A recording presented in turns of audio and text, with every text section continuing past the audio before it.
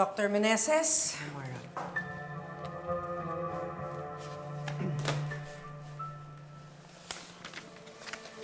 Based on my investigations, you have been dispensing expiry medications to your patients na hindi alam ng ospital.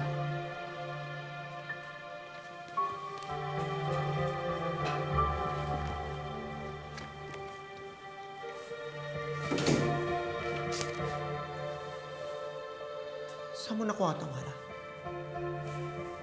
Alam mo ba na yung mga gamot na malapit ng mag-expire ay ibinabalik natin sa mga pharma para mapalitan nila ng bago. Tapos ikaw, ipinamimigay mo lang?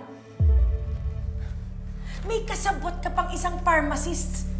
Alam mo bang bawal yung ginagawa mo? Nasa patakaran yan ng ospital. Mara, ginawa ko lang naman ito para sa mga pasyente kung hindi afford bumili ng gamot. Alam mo, yung mga SS patients natin.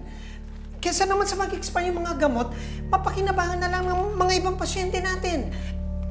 I know it's wrong, but I'm doing it for a good cause.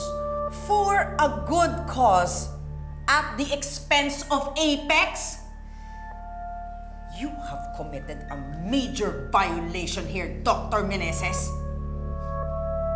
Your department heads cannot vouch for you pag nalaman nila ito.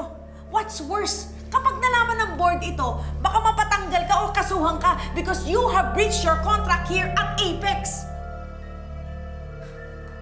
Magkakaroon ka ng bad record, hindi ka makakalipat ng ibang ospital nito.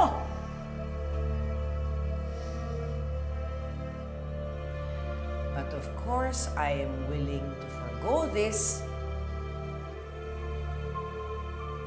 dahil kaibigan mo kami. Lalong-lalo na si Robert. Kaya ko namang itago ito. On one condition. Ano yun, Mara?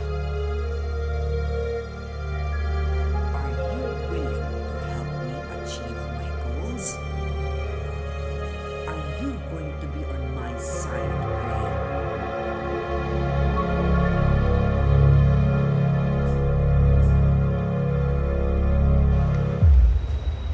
May kailangan ka lang, sabihin mo lang kagad sa akin, ha?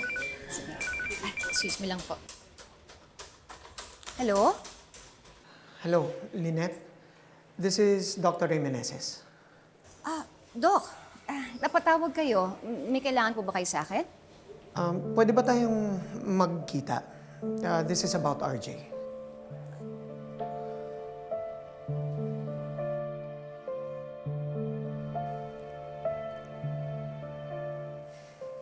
Pumayag na si Lynette makipagkita sa akin.